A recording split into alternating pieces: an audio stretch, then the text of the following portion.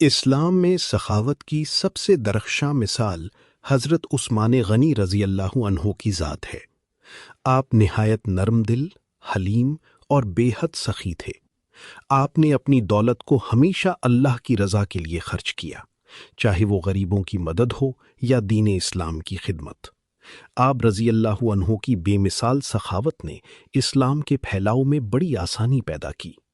عرب میں اسلام سے پہلے کا زمانہ ایسا تھا جہاں برائیوں کا زور تھا، مگر انہی اندھیروں میں کچھ روشن چراغ بھی موجود تھے۔ انہی میں ایک نام حاتم طائی کا تھا، جس کی سخاوت آج بھی مثال کے طور پر بیان کی جاتی ہے۔ اگرچہ اس کے بارے میں کئی کہانیاں مبالغے سے بھرپور ہیں، لیکن حقیقت یہ ہے کہ اس کی فیاضی بے مثال تھی۔ حاتم کا تعلق قبیلہ طائے سے تھا، اسی نسبت سے وہ حاتم طائی کہلایا۔ وہ یمن کے علاقے کا سردار تھا اور اپنی مہمان نوازی کے باعث ہر دل عزیز تھا۔ اس کے دروازے پر آنے والا کوئی شخص خالی ہاتھ واپس نہیں جاتا تھا۔ لوگ دور دور سے صرف اس کی سخاوت کو آزمانے کے لیے آتے اور وہ ہر بار کامیاب رہتا۔ ایک دن ایک شخص نے سنا کہ حاتم کا ذاتی گھوڑا نہایت قیمتی ہے۔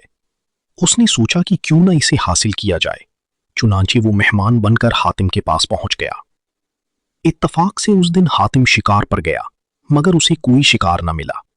جب واپس آیا اور مہمان کی خبر ملی تو فوراً کھانے کا انتظام کرنے کا حکم دیا۔ خادم نے عرض کیا، آج گوشت دستیاب نہیں ہے۔ یہ سن کر حاتم کو سخت ناگوار گزرا کہ اس کے مہمان کے سامنے گوشت نہ ہو۔ اس نے فوراً حکم دیا کہ اس کا محبوب گھوڑا ذبح کر دیا جائے۔ دل میں دکھ ضرور تھا، مگر مہمان کی عزت اس سے بڑھ کر تھی۔ کھانا تیار ہوا اور مہمان نے خوب لطف اٹھایا۔ اگلی صبح جب وہ رخصت ہونے لگا تو اس نے کہا، میں نے آپ کی سخاوت کے قصے سنے ہیں، اگر آپ اپنا پسندیدہ گھوڑا مجھے دے دیں تو بڑی مہربانی ہوگی۔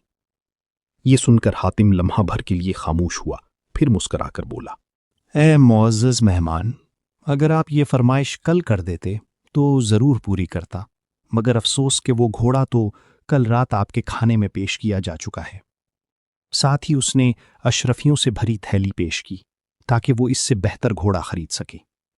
مہمان یہ سن کر شرمندہ ہو گیا اور تھیلی لینے سے انکار کیا، مگر حاتم نے کہا، میں اپنے مہمان کی خواہش پوری نہ کر سکا، یہ میرا فرض ہے کہ آپ کو کچھ دے کر رخصت کروں۔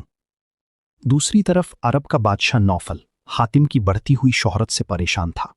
اس نے ایک سپاہی کو حکم دیا کہ حاتم کو قتل کر دے اور بدلے میں بڑا انعام لے۔ سپاہی مہمان بن کر حاتم کے گھر پہنچا۔ رات کے وقت جب سب سو رہے تھے، وہ چپکی سے حاتم کے کمرے میں داخل ہوا اور خنجر سے وار کیا۔ عین اسی لمحے حاتم نے کروٹ لی اور وار خطا ہو گیا۔ حاتم فوراً جاگ اٹھا اور سپاہی کو قابو کر لیا۔ اس نے نرمی سے پوچھا، کیا میری مہمان نوازی میں کوئی کمی رہ گئی تھی؟ سپاہی نے سچ بتا دیا کہ وہ قتل کرنے آیا تھا۔ یہ سن کر حاتم نے حیران کن بات کہی، اگر مجھے قتل کرنے سے تمہیں انعام ملتا ہے تو دیر نہ کرو، میرے خادم کے آنے سے پہلے اپنا کام مکمل کر لو، میں مزاحمت نہیں کروں گا۔ سپاہی یہ سن کر لرز اٹھا، اس کے دل میں ندامت پیدا ہوئی اور وہ بولا، مجھے معاف کر دیں، میں اپنی غلطی پر شرمندہ ہوں۔ حاتم نے نہ صرف اسے معاف کیا بلکہ اسے اشرفیوں کی ایک اور تھیلی دے دی اور کہا، میرا مہمان خالی ہاتھ نہیں جا سکتا۔ سپاہی آنکھوں میں آنسو لیے واپس لوٹا اور حاتم کی سخاوت اور نرم دلی کا قصہ ہمیشہ کے لیے زبان زد عام ہو گیا۔ سبق: سچی سخاوت صرف مال دینے کا نام نہیں، بلکہ دل کی وسعت اور معاف کرنے کی طاقت بھی اس کا حصہ ہے۔